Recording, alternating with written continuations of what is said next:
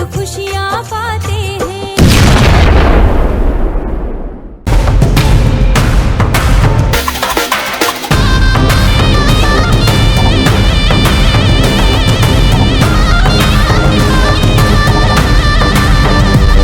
जब आप धर्म से जुड़ जाइए तो आपका कोई अस्तित्व नहीं है। पहले उस काम की सफलता करिए, उस काम का सफल होना जरूरी है। आप नहीं जरूरी हैं, जरूरी है वो काम है जिसके लिए आपको बुलाया गया है। वो काम हर हालत में सफल होना चाहिए। तो कुल मिलाकर वहां एक ऋषि थे, वो मंत्र का उच्चारण कर रहे थे और मंत्र का उच्चारण करते करते अचानक उनकी सांसें लड़खड़ा गई। बूढ़े थे, थोड़ा मंत्र ऊपर नीचे हो गया। ऋषि को, संत को वहीं पर रुक जाना चाहिए था, लेकिन वो रुके नहीं, सोचे कोई ध्यान दिया नहीं होगा। बहुत बार ऐसा हो जाता है, तो कह रहे चलो आगे बढ़ो। एक दूसरे को इशारा किया कि अभी आपने जो मंत्र का उच्चारण किया है वो शुद्ध नहीं है, वो शुद्ध नहीं है। और मैं पुनः कहना चाहता हूं अपने हर विद्वान से, स्वयं खुद से, कि जिस काम को लीजिए उस काम के आगे अपने आप को भी पीछे छोड़ करके पहले उस काम की सिद्धि करिए। महाराज ने आप पर भरोसा किया है, उस काम की सिद्धि करिए, अच्छे से करिए। तो कुल मिलाकर के देवदत्त ने कहा महाराज यहां मंत्र थोड़ा आपने इधर उधर कर दिया। अब जो संत थे वो नाराज हो गया, जबकि अपनी गलती उनको मान लेनी चाहिए थी, लेकिन वो नाराज हो गए। कहने लगे अरे भरी सभा में तुमने हमको ऐसे कह दिया, और भरी सभा में, अरे कहाँ वो कह देते, अगर विद्वान थे, बड़प्पन था तो कहना चाहिए भाई गलती हो गई, माफ कर दो, गलती हो गई। लेकिन उन्होंने उल्टा शुरू कर दिया कि हमको भरी सभा में करके महाराज यहाँ पर देवदत्त और इनमें बहस हुई, और ब्राह्मण ने गुस्से में आकर श्राप दे दिया देवदत्त को कि देखो तुम्हारा अंबा यज्ञ और देवी भागवत तुम सुन रहे हो तो ये सफल तो होगा। देवदत्त ने जो है कह दिया, और वो ब्राह्मण गुस्से में आकर के श्राप दे दिया कि देवी भागवत तुम सुन रहे हो तो तुम्हें संतान तो अब होगी, क्योंकि देवी भागवत का ऐसा प्रताप है कि जो प्रण लेकर आप ये 9 दिन की जोत अगर अपने घर में आपने जलाकर कथा सुन ली, परिवार के साथ, नाते रिश्तेदारों, अगल बगल के सबको बैठा करके, क्योंकि ये सब कथाएं सार्वजनिक रूप से सुनी जाती हैं। अगर आपने एक बार थोड़ा हिम्मत करके अपने द्रव्य को इसमें खर्च करके अगर आपने कर लिया तो निसंदेह आपका कल्याण होगा। तो कुल मिलाकर के महाराज कहें अब तुम्हें पुत्र तो होने से कोई रोक नहीं पाएगा, वो मेरा श्राप भी नहीं रोक पाएगा, पुत्र तो अब तुम्हें होगा, लेकिन मैं ये श्राप देता हूं कि तुमने चरण पकड़ लिया। कहे महाराज माफ कर दीजिए, मुझको गलती हो गई मुझसे, लेकिन इतना बड़ा श्राप मत दीजिए। एक तो बच्चा नहीं हो रहा था, चलिए वो तो दुख था सो था, लेकिन अगर पुत्र हो या पुत्री हो और ऊपर से मूर्ख हो जाएगी, तो जो अगर बच्चा नालायक हो जाए तो माँ बाप रोज मरता है। जिस घर में बच्चे नालायक पैदा हो जाए, माँ बाप शर्म के मारे रोज मरते हैं महाराज। रोज दुनिया उनको ताने दे दे के मारती रहती है। तो कहे ऐसा अनर्थ मत करिए, हाथ जोड़ते हैं आपके, ऐसा अनर्थ मत करिए। अंत में संत को दया आ गई और संत ने कहा ठीक है भैया, अगर तुम्हें ऐसा लगता है तो मैं एक, चूंकि वो रो रहा था, कह देखो अब श्राप दे दिया, वो वापस तो नहीं ले सकता मैं, इसीलिए संत का अपमान नहीं करना चाहिए। कहे अब तो श्राप मैंने दे दिया, वो वापस मैं भी चाहूं तब नहीं ले सकता, वो फलीभूत तो होगा, लेकिन एक आशीर्वाद भी देता हूं, और ये देता हूं कि तुम्हारा बालक देवी का भक्त होगा, और जिस दिन भक्ति उसके अंदर उदय होगी उस दिन मेरे श्राप का प्रभाव अपने आप समाप्त हो जाएगा। मां की भक्ति में इतनी शक्ति है। कुल मिलाकर बच्चा हुआ, उसका नाम रखा गया उतथ्य, माँ बाप ने रखा। जैसे जैसे वो बड़ा होता गया महाराज, उसकी मूर्खता लोगों को पता चलने लगी। आए दिन लोग मजाक उड़ाने लगे। देखिए कहते ना, कुछ लोगों की आदत है दूसरों की कमी का सिर्फ मजाक उड़ाने में उनको आनंद आता है। वो कहते हैं ना 100 में 99 इसलिए परेशान है कि उनका मतलब वो सुखी क्यों है।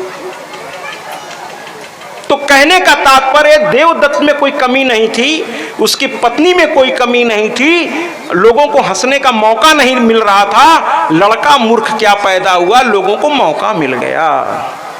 लोग आते जाते सुनाने लगे देवदत्त को, अरे देखो पंडित जी जा रहे हैं, इनका लड़कवा तो मूर्ख निकला, उसको न तो त्रिकाल संध्या का ज्ञान है, न गायत्री मंत्र का ज्ञान है, न कोई अनुष्ठान ये सीख पा रहा है, वैदिक मंत्र तो दूर की बात है।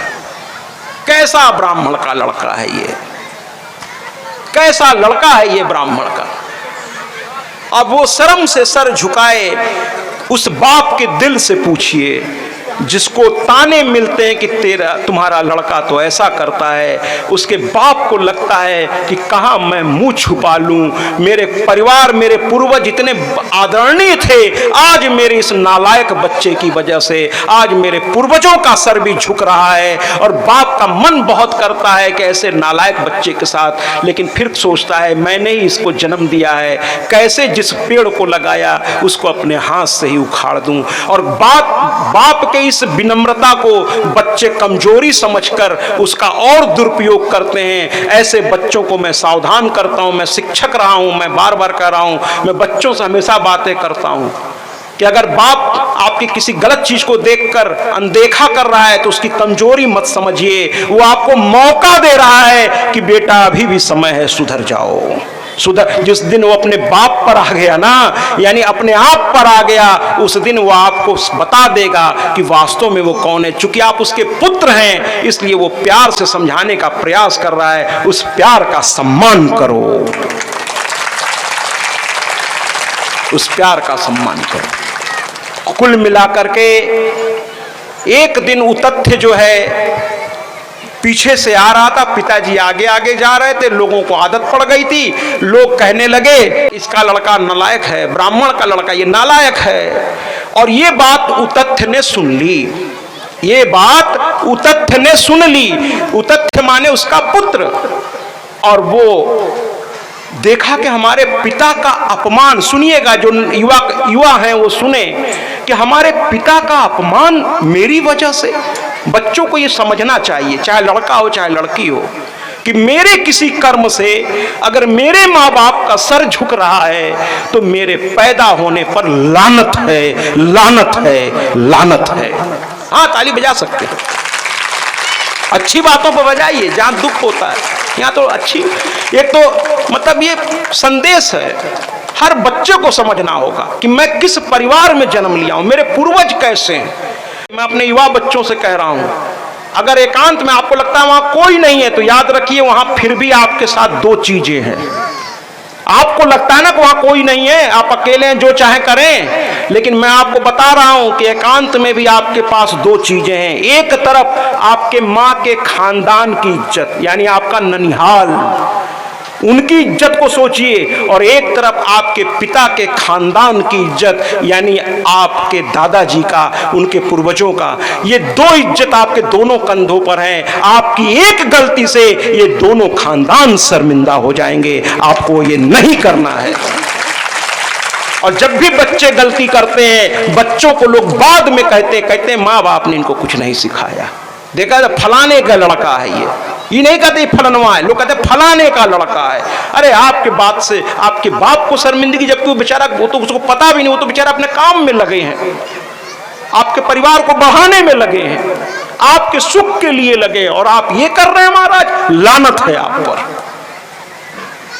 कुल मिलाकर के देवदत्त को जब इस तरह की बातें, उसका पुत्र था वो अलग तरह का था, वो ने कहा मेरे पिता का मेरी वजह से अपमान, वो भाग रोता हुआ पीछे से ही, पिता को पता भी नहीं चला, वो चला गया जंगल में। भागा नहीं, ध्यान रखिए, घर से भागना किसी चीज का हल नहीं है, भागा नहीं, वो सत्य की तलाश में एकांत की ओर चला गया और वहां बैठ गया। और अब देखिए, अब वो जो वरदान दिया था संत, अब वो समय आ रहा है, अभी तक श्राप चल रहा था, अब उसने वो बैठ गया। ये बीच में से सीढ़ी हटाइए, सीढ़ी हटाइए बीच में से, तो बैठ गया और बैठने के बाद हाथ उठा लिया, फूट फूट के रो रहा है, अपने आप से कह रहा है मेरे लानत है मुझ पर, मेरी वजह से मेरे पिता का सर झुक गया, लानत है मुझ पर, मैं कुछ कर नहीं पाया जीवन में। और रोते हुए मां की ओर हाथ उठाता है और कहता है, शायद चाहे गायिका गाए या गायक गाए, लेकिन शायद भाव उसका वही था जो इस गीत में गाया गया है। ये भाव वही होगा, अब वो पुरुष गाए या स्त्री गाए उससे फर्क नहीं पड़ता, भाव वही है कि एक बालक सर उठाए हुए माँ की ओर देख रहा है, माँ वहाँ है नहीं, लेकिन अब उसके अंदर की भक्ति जग रही है और वो कहता है, हे माँ तू तो दाती है, माँ कहाती है, रहमो करम कर दे इंतजार मुझे, ठोकरों में ज़माने की जिया, खूब रोया हूँ कर्म प्यार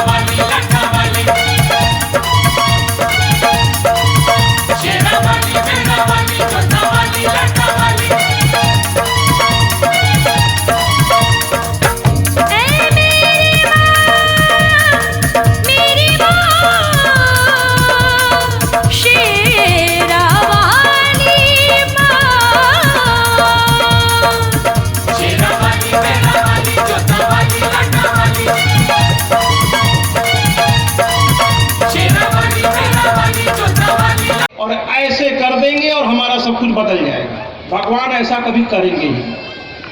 भगवान स्वयं कर्म के भी फल प्राप्त नहीं करना चाहते तो आपको बिना कर्म किए कैसे फल देंगे? अरे माँ ने शुंभ निशुंभ ये सब आएगी कथा, महिषासुर, इनको चाहा होता तो केवल सोच के मार दिया होता, माँ में इतनी शक्ति है। लेकिन माँ ने बकायदा उनसे युद्ध किया, ये प्रेरणा देने के लिए कि कर्म किए बिना फल नहीं मिलता भैया। आप कर्म जब तक नहीं करेंगे और जिस लेवल का कर्म होगा उसी लेवल का फल भी आपको प्राप्त होगा। मां ने भी युद्ध किया, वरना वो केवल भौहे तिरछी कर ले तो ब्रह्मांड खत्म हो जाए। लेकिन मां ने भी युद्ध किया, इतने हाथों में अस्त्र शस्त्र लेकर के ये क्या संदेश दे रही हैं कि मेरे में शक्ति है, मैं केवल भ्रिकुटी टेढ़ी करूं तो सब कुछ खत्म कर सकती हूं या बना सकती हूं, लेकिन मैंने भी कर्म करके प्राप्त किया है। आपको भी कर्म करना होगा, बिना कर्म के कुछ नहीं मिलता इस संसार में।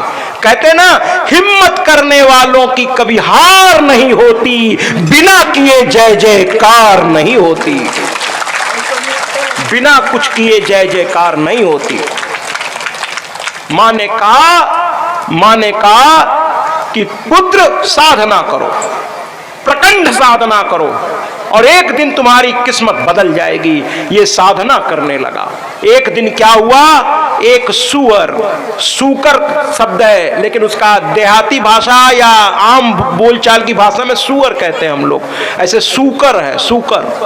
सूअर एक दिन बाणों से घायल लथपथ होकर के वो चला आया अंदर की ओर, उसके आश्रम में, और जाके छुप गया। उसके पीछे पीछे बहेलिया आ गया।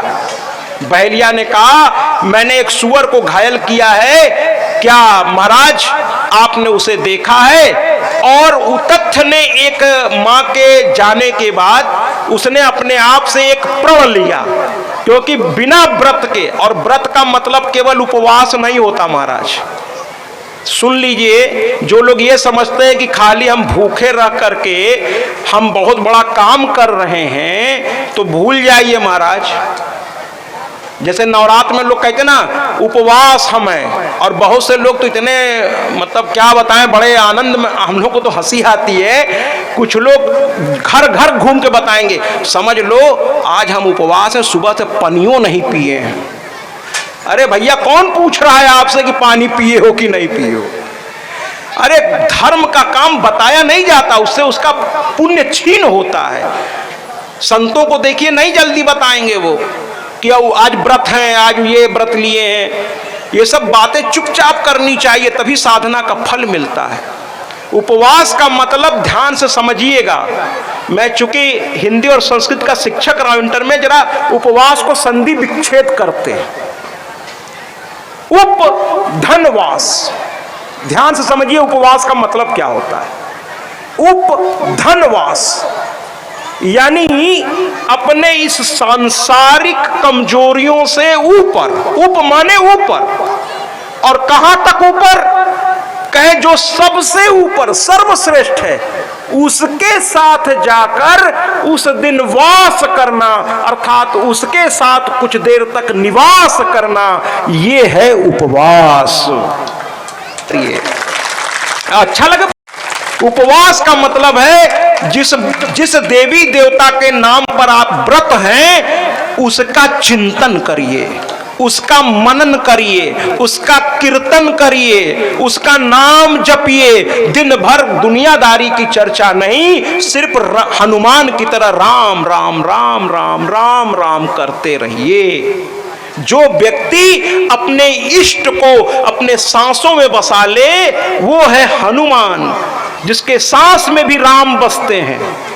जिस दिन आप भगवान को अपने अंदर बसा लेंगे, आपका हर चिंतन भगवान से जुड़ जाएगा। आप सांसारिक काम करो, कौन मना कर रहा है, लेकिन अंदर अंदर भगवान को, मैंने चूंकि मैं कथाओं के माध्यम से अच्छे अच्छे घरों में जो अपने बल पर भी कराते हैं महाराज, तो बहुत जो पैसा होगा वही तो इतना बड़ा कार्यक्रम अपने बल पे कराएगा। तो हम अच्छे घरों में गए और मैंने देखा है कि लक्ष्मी इसलिए वहां है क्योंकि वो बड़ी मर्यादा से वो लोग रह रहे हैं। बहुत से घरों में मैं गया हूं, बड़ी मर्यादा है, वहां नियम है कि सुबह सबसे पहले उठकर नित्य क्रिया के बाद स्नान करके, उनके घर में मंदिर है, वहां एक पुजारी नियुक्त है, वो भगवान को सजाए, सभी लोग जाकर पहले प्रणाम करेंगे और सबसे पहले मुंह में अगर कुछ डालेंगे तो भगवान का चरणामृत, उसके बाद ही उनको नाश्ता मिलता है वहां। इसके बाद अपनी अपनी फैक्ट्री पर वो लोग जाते हैं, जहां उनकी फैक्ट्री उन्होंने बना रखी है। तो चरणामृत से उनके दिन की शुरुआत होती है। कुल मिलाकर के सुअर आया, बहेलिए ने पूछा, हमने सुअर मारा था, अंदर आया है, और ये उतथ्य ने एक कसम खाई थी मां के जाते ही कि मैं एक व्रत लेता हूं, मैं भी एक उपवास लेता हूं। क्या? आज से मैं झूठ नहीं बोलूंगा। ये भी एक तरह का व्रत है। केवल भोजन त्यागना व्रत नहीं है महाराज, व्रत में कुछ अच्छा संकल्प लीजिए। तो उन्होंने संकल्प लिया, मैं आज से सत्य बोलूंगा, और धीरे धीरे इस चर्चा पूरे गांव से होते हुए चारों तरफ फैल गई कि ये लड़का जो है झूठ नहीं बोलता, इसने व्रत ले रखा है, मैं सत्य बोलूंगा। अब बहेलिया आया, कहा महाराज आपका नाम ही सत्य व्रत पड़ गया है, क्योंकि आप सत्य का व्रत लिए हुए हैं। मैं पूछता हूं कि मैंने एक सुअर को घायल किया, बच्चों सुनिएगा, मैंने सत्य का व्रत लिया है, मैं झूठ नहीं बोलता। अब ये बहेलिया कह रहा आपने सत्य का व्रत लिया है, सही सही बताइएगा कि वो मेरा सुअर यही छुपा है क्या जिसको मैंने घायल किया है। अब ये बेचारे पशुपेश में पड़ गए कि अगर मैं सत्य बोलूंगा तो इस सुअर को वो मार करके ले जाएगा, एक जीव मेरे सामने मारा जाएगा, और अगर झूठ बोलता हूं तो मेरा व्रत टूट जाएगा। बड़ा पशुपेश में पड़ गए और इन्होंने मां को स्मरण किया, फिर से एक बार मां को स्मरण। और अब इतने दिनों की साधना के बाद मां फिर से प्रकट हुई और उन्होंने हाथ को ऐसे किया, वहां से एक रोशनी निकली जो सीधे इसके ललाट पर टकराई और उसे ज्ञान की प्राप्ति हो गई। तालियों से स्वागत करिए। और उसने तुरंत, जो मूर्ख था कल तक, मां की कृपा और साधना के बल पर आज उसने एक बात कही, जरा सुनिएगा क्या कहा उसने। कहा, हे बहेलिए, तू बार बार पूछ रहा है कि क्या आपने मेरे सुअर को देखा जिसको मैंने घायल किया है। अरे भैया, देखता कौन है? आंखें। आंखें देखती हैं लेकिन बोल नहीं सकती। आंखें बोल नहीं सकती, देखती तो है, बोल नहीं सकती। और मुंह जो है बोल तो सकता है लेकिन देख नहीं सकता। तो बार बार क्यों पूछ रहे हो कि अरे देखे हो तो बताओ, देखा अगर है या नहीं देखा है? देखा तो आंख ने है, और ये बोल ही नहीं सकता, तो क्यों पूछ रहे हो कि क्या देखा है? यानी उसने सत्य की भी रक्षा कर ली, झूठ भी नहीं बोला, और एक जीव को हत्या से बचा लिया। महाराज बहेलिया समझ गया कि गुरुजी ने बातों में घुमा दिया। बहेलिया हाथ जोड़ा, कहा विद्वानों से बात करना तो कोई लाभ नहीं, ये शब्दों के रचयिता है, ये विद्वान है, इन पर ईश्वर की कृपा है। और वो मुस्कुराता हुआ चला गया। कहे, वाह महाराज, क्या बात कर दिया आपने। कहे, आंख देख सकती है, बोल नहीं सकती, मुंह बोल तो सकता है, देख नहीं सकता, फिर क्यों पूछ रहे हो।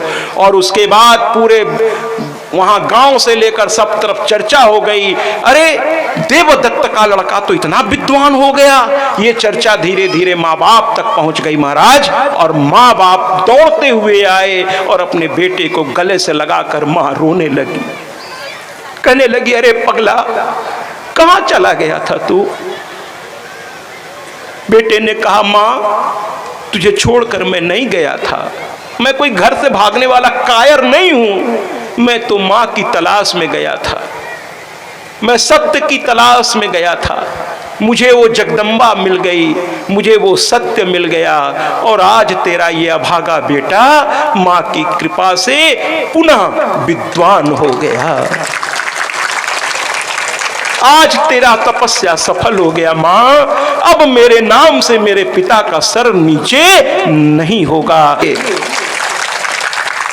प्रजननं मे अस्तुतसभिरग्गुं सर्वगणगुं शस्त्रये आत्मसनि प्रजासनि पशुसनि लोकसन्न्यभयसनि अग्नेः प्रजां बहुलं मे करोत्वन्नं पयोरेतो तस्मासु धन्ता आरात्रिपार्थिवग्गुं रजः पितुर्प्रादिधामभिः दिवः शराग्गुं क्षेत्रिहते विचिक्षित आत्मेखं कथे नमः चन्द्रमा मनसो जातशिक्षोः सूर्यो अजायता श्रोत्राद्वायुश्च प्राणश्च मुखादग्निरजायता कर्पूरगौरं करुणावतारं संसारसारं भुजगन्धहारं सदा वसन्तं हृदयारविन्दे